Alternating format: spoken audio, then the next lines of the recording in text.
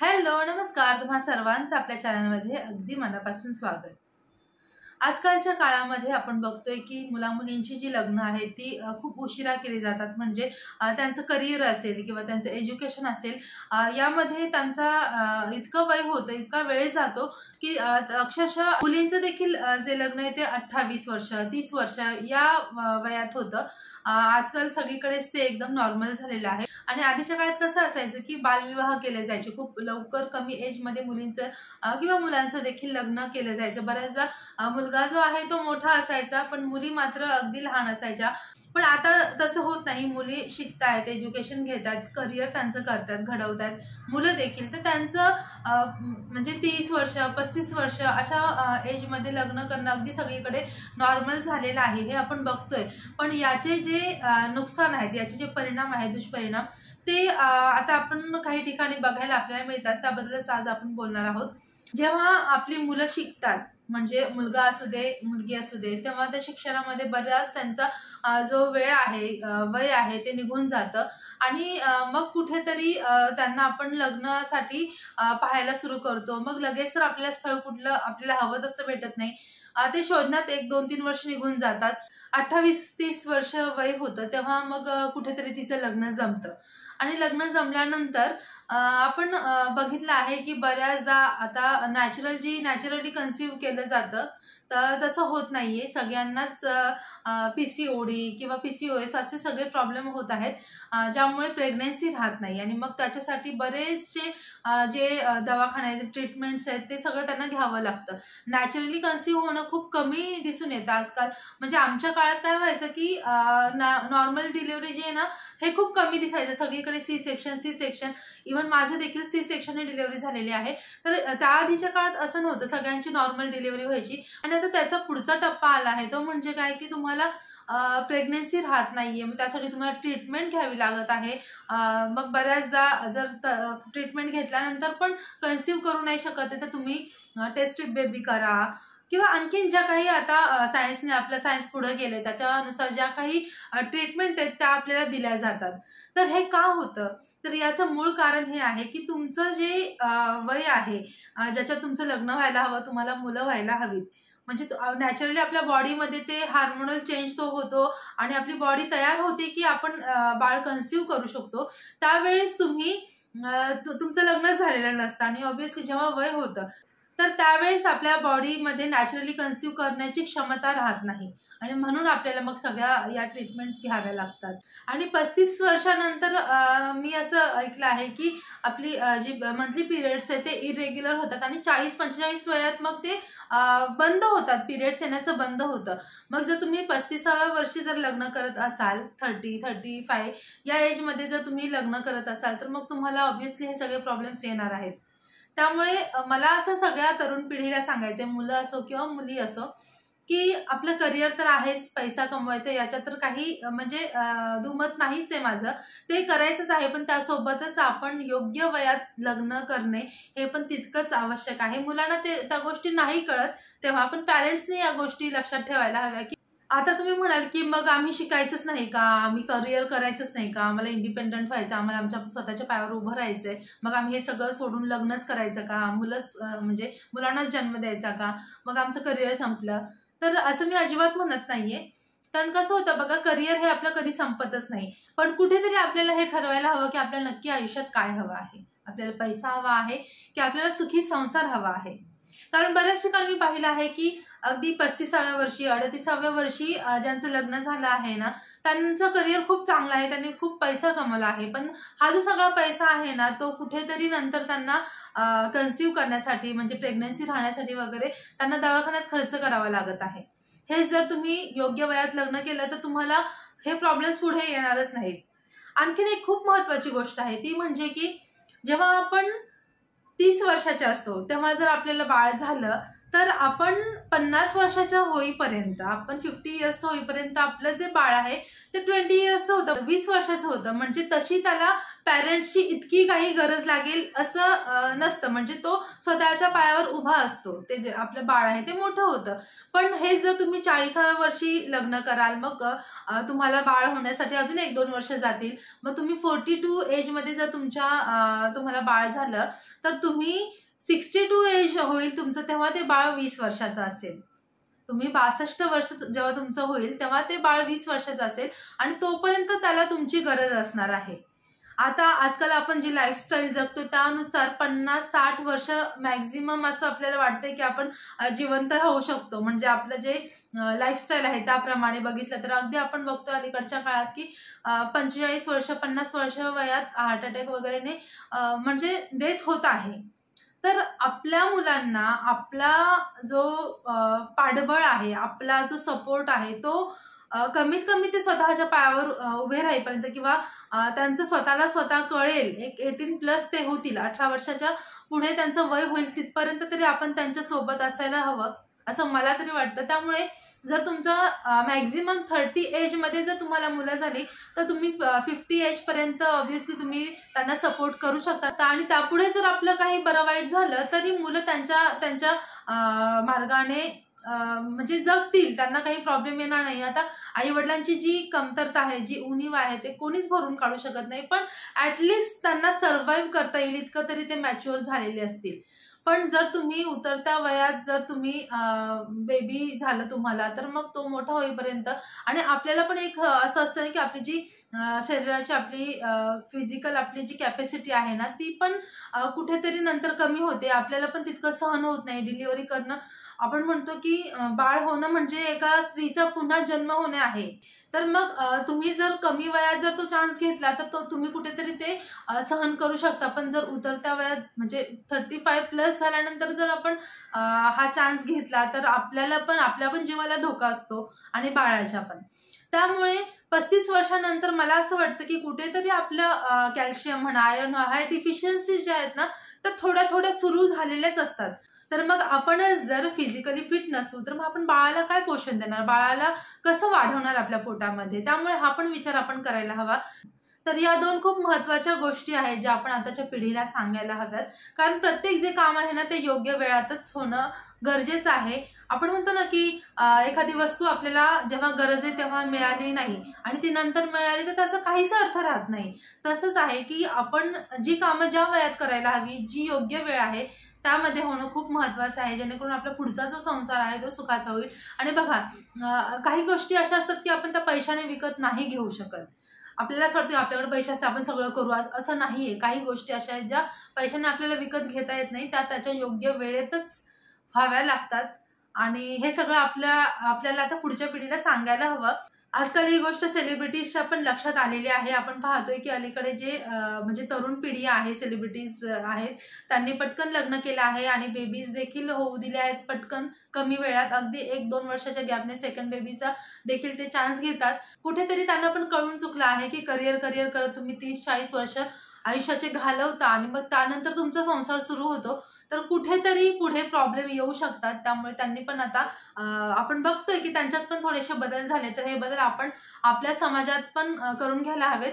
आणखीन 2-3 काही मजेशीर गोष्टी आहेत की उशिरा लग्न झाल्यानंतर काय होऊ शकतं त्या पण मी तुम्हाला सांगते. की बघा, जेव्हा आपण एखाद्या लग्नाला जातो आणि तिथे जी नवरी आहे किंवा जो नवरा मुलगा आहे तो 35+ एजचा असेल तर मग आपण म्हणतो ना, अरे काय किती वयस्कर दिसते. किंवा जे लग्नाचं वय आहे तेव्हा तुमच्या चेहऱ्यावरती जो ग्लो असतो, जे तुमचं सौंदर्य असतं ते तुम्हाला नंतरच्या एजमध्ये ते दिसून येत नाही. अगदी आपण पाहिलं आहे की तुम्ही मेकअप नाही केलं, काही नाही केलं तरी जे योग्य वय असतं त्यात तुमच्या चेहऱ्यावरचं ग्लो, तुमचं सौंदर्य, तुमचं फुल बॉडी लँग्वेज जी आहे ना ती काही वेगळीच असते. आणि हेच कुठेतरी 35+ आपण एखादी नवरी बघितलं तर आपण म्हणतो की अरे वय खूपच वाटतंय, नवरा मुलगा पण वयस्कर दिसतोय, 2-3 मुलांचा बाप वाटतोय, असं अगदी आपण म्हणून जातो. तर तसंही व्हायला नको. आणि दुसरी गोष्ट आणखीन अशी आहे की आपण जेव्हा आपली मुलं शाळेत जातील तर तेव्हा आपल्याला असं कोणी म्हणायला नको की तुम्ही याचे आई वडील की आजी आजोबा. जर आपल्याला कोणी असं म्हटलं तर विचार करा आपल्याला कसं वाटेल. नर्सरीमधून मुलगा बाहेर आला आणि टीचर विचारते की जा जा तुझी आजी आले, तिचा हात पकडून जा, तर आपल्याला कसं वाटेल. तर हा एक दुसरा प्रॉब्लेम आहे. म्हणून देखील आपण लवकर लग्न करायला हवं. लवकर म्हणजे योग्य वयात लग्न करायला हवं. तर आता तुम्ही म्हणाल की लोक काय म्हणतात त्याच्याशी आम्हाला काय घेणं देणं नाही, तर अर्थात त्यासाठी नाही, पण आपल्या सुखी जीवनासाठी, आपला संसार सुखाचा व्हावा यासाठी आपण योग्य वयात लग्न करायला हवं.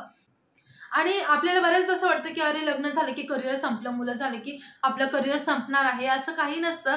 मी स्वतः तो अनुभव घेतलेला आहे की मला उलट असं आता वाटायला लागलंय की तुम्ही म्हणजे एज्युकेशन झालं की तुम्ही थोड्या दिवस जॉब करून म्हणजे अगदी 1-2 वर्ष जॉब करून पटकन लग्न केलं आणि 3-4 वर्षात तुम्ही लग्न करून 2 मुलांना जरी तुम्ही जन्म दिला, 2 चान्स घेतले, तर 30 एजमध्ये तुम्ही अगदी फ्री होऊन जातात. मुलं 4-5 वर्षाची होतात आणि फारसं लक्ष त्यांच्याकडे इतकं द्यावं लागत नाही. पहिले जे 5 वर्ष आहे ते बाळासाठी आपण देणं खूप गरजेचं आहे, पण त्याच्यानंतर इतकी गरज नसते आणि मग तुम्ही तुमचं करिअर करूच शकता. 30व्या वर्षी जर तुम्ही तुमच्या करिअरला सुरुवात केली तरी पण त्याच्यात काही वाईट नाहीये. तुम्ही असं म्हणाल की आता आम्ही गॅप घेतला की आम्हाला म्हणजे पूर्ण आम्ही सगळं विसरून जाऊ, तर असं नाही. तुम्ही अपडेट राहा आणि पूर्ण सोडून द्या असं मी म्हणत नाहीये. तुम्ही जे घरी राहून करता येईल असं काहीतरी एज्युकेशन तुम्ही घेऊ शकता. आजकाल ऑनलाईन सगळं झालेलं आहे, ऑनलाईन क्लासेस आहेत, वर्क फ्रॉम होमचे काही जॉब आहेत ते तुम्ही करू शकता. म्हणजे कुठेतरी आपण करिअरसाठी आपला जो म्हणजे जे चालत आलेलं आहे, लग्न, संसार, मुलं, हे सगळं सोडून फक्त करिअर करिअर करणं हे पण कुठेतरी चुकीचं आहे. आणि आता काही जण म्हणतात की आम्हाला लग्नच करायचं नाही, आम्हाला एकटंच राहायचं, मुलगा असो मुलगी असो, ते म्हणतात आताची तरुण पिढी आम्हाला लग्नच करायचं नाही. तर याचे पण दुष्परिणाम आहेत. तर मी तुम्हाला एक प्रसंग सांगते की आमच्या ओळखीमध्ये एक मामा आहेत, म्हणजे आमचे मावस चुलत असे कोणतरी लांबचे आहेत. तर त्यांनी असंच म्हटलं त्या काळात की मला लग्न करायचं नाही, मी एकटाच राहणार, मला लाईफ एन्जॉय करायची आहे, मला माझ्या मित्रांसोबत वगैरे असं फिरायचं आहे, फ्री राहायचं, मला रिस्पॉन्सिबिलिटी नको, मला कसलं टेन्शन नको, मी आपलं मस्त असा लाईफ एन्जॉय करणार. ठीक आहे. तर त्यांनी लग्न केलंच नाही. तर काही दिवस त्यांनी खूप एन्जॉय केलं. म्हणजे त्यांचं करिअर अर्थात खूप चांगलं होतं, खूप चांगले शिकले, त्यांचं करिअर चांगलं होतं, चांगला जॉब होता, घर वगैरे सगळं काही होतं. फक्त त्यांनी लग्न केलं नाही. का तर मला रिस्पॉन्सिबिलिटी नको, मला लाईफ एन्जॉय करायची. पण नंतर काय झालं माहितीये, काही दिवस त्यांनी खूप एन्जॉय केलं, फ्रेंड्स सोबत वगैरे सगळे इकडे व्हेकेशनला जा, तिकडे जा, म्हणजे अगदी काही रिस्पॉन्सिबिलिटीज नाही. हो, सुट्टी आली की निघायचं फिरायला, असंच त्यांचं होतं. खूप सारं लाईफ त्यांनी एन्जॉय केलं. पण नंतर काय झालं की त्यांचं जे फ्रेंड सर्कल होतं त्या सगळ्यांची लग्न झालं. आता यांनी लग्न नाही केलं म्हणून दुसरे थोडी राहणार आहेत. त्या लोकांनी लग्न केलं, त्यांचं लग्न झालं, त्यांचा संसार सुरू झाला आणि मग व्हेकेशन आलं की मग ते आमचे मामा ते विचारायचे फ्रेंड्सला की चला कुठे जायचं. तर ते बोलायचे की नाही आता आम्ही येणार नाही, आता आम्हाला थोडा फॅमिलीला आमच्या टाइम द्यायचा आहे, आम्हाला फॅमिली सोबत व्हॅकेशनवरती जायचंय. तर अर्थात आपण देखील आपल्या नवऱ्याला म्हणतोच ना की काय तुम्ही सारखे फ्रेंड्सकडे जाता, आम्हाला घेऊन चला फिरायला, आमच्यासाठी वेळ देत नाही, असं आपण म्हणतो. तर तसं त्याच्या मित्रांच्या बायका म्हणत असतील. तर मग मामाला कंपनीच भेटायची नाही, एकटं कुठे फिरणार आणि एकटं जायला मजा पण येत नाही ना. फिरायला जायचं म्हणजे कोणीतरी आपला ग्रुप हवा, कोणीतरी फॅमिली मेंबर्स तरी सोबत हवे. याच्यात तर फॅमिलीत म्हणजे कोणी नव्हते. इथे जिकडे तो जॉब करत होता तिकडे त्याची फॅमिली मेंबर्स जवळ राहत नव्हते आणि मित्रांची तर लग्न झाली, मग जायचं कोणासोबत. जर त्याने लग्न केलं असतं तर ऑब्व्हियसली त्याची बायको, मुलं हे सगळे सोबत असते ना, पण लग्न तर केलं नाही. आणि नंतर मग तो काय करायला लागला की त्याचे जे नातेवाईक आहेत त्यांच्याकडे जायला लागला. म्हणजे आज काकाकडे जा, उद्या मावशीकडे जा, इकडे जा, तिकडे जा. तर 1-2 वेळा लोक आधी रात तिथं करतात, म्हणजे आलाय बाबा पाहुणा हे ते. पण नंतर मग त्यांना पण कुठेतरी इरिटेट व्हायला लागतं. त्यांचं पण सुट्टीचं काहीतरी प्लॅनिंग असतं आणि आपण म्हणतो अरे सुट्टी आणि कोण मध्येच येऊन टपकलं, असं अशा पद्धतीने व्हायला लागलं. असं होतच ना, जर तुम्ही कोणाच्या फॅमिलीमध्ये सारखं इंटरफिअर करणार तर त्यांना ते आवडणार नाही. मग ते जे रिलेटिव्ह आहेत ते पण कुठेतरी त्याला कंटाळले आणि असं करता करता त्याचं वय जे आहे ते 40 वर्ष झालं. आणि मग कुठेतरी त्याला असं वाटायला लागलं की अरे आपण लग्न करायला हवं होतं आणि आता आपण लग्न करूया. आता मला सांगा 40व्या वर्षी जर लग्न करायचं असेल तर मुलगी तुम्हाला जी मिळणार आहे ती कशी मिळेल? एकतर तिचा डिवोर्स झालेला असेल किंवा एकतर तिला काहीतरी प्रॉब्लेम असेल म्हणून तिचं लग्न व्हायचं राहिलं असेल. तर अशी स्थळं त्याला यायला लागली की कोणाला म्हणजे कोणाच्या पायामध्ये प्रॉब्लेम आहे, कोणाच्या डोळ्यामध्ये प्रॉब्लेम आहे, कोणाला दुसरा काही प्रॉब्लेम आहे फिजिकली, किंवा मग कोणाचा डिवोर्स झालेला आहे. मग अशा मुलीची तर लग्न करायचं नाही. मग हे सगळे प्रॉब्लेम्स यायला लागले. तर आता तर वेळ निघून गेली आहे. आता तुम्हाला कितीही वाटलं तरी तुम्हाला जसं हवं तसं स्थळ तुमचं मिळणार नाही तुम्हाला. आणि आपण आता अलीकडे बघतोय की चांगल्या चांगल्या मुलांना मुली मिळणे मुश्किल झालंय. मग असं 40 वर्ष झालेल्या व्यक्तीला मुलगी शोधणं म्हणजे थोडं कठीणच आहे. तर मग असं झालं आणि अजूनही त्याचं लग्न झालेलं नाहीये आणि कुठेतरी त्याला होप आहे. आपण बघतो ना तारक मेहतामध्ये पोपटलाल, अगदी तशी त्याची सिच्युएशन झालेली आहे. आणि आता त्याला कुठेतरी वाटतंय की त्याच्या आयुष्यात जो त्याने हा निर्णय घेतला तो चुकीचा होता. आता सगळे म्हणतील की लग्न केलं म्हणजे सगळ्यांचं टिकतंच असं नाही. पण आपण पॉझिटिव्ह राहून एखादी गोष्ट, असं नाही की सगळेच लग्न जे ते मोडतात किंवा टिकत नाही, सगळे संसार तुटतात असं नाही. पण असं पण नाही की लग्न टिकणार नाही किंवा पुढे काही प्रॉब्लेम्स येतील म्हणून मग आता लग्नच करायचं नाही. तर म्हणतात ना, शादी का लड्डू खाए तो पछताए, ना खाए तो भी पछताए. तर बेटर आहे की तुम्ही खाऊन तो एक्सपिरियन्स करून मग तुम्ही म्हणजे त्याचा निर्णय घ्या किंवा तो एक्सपिरियन्स करून बघा.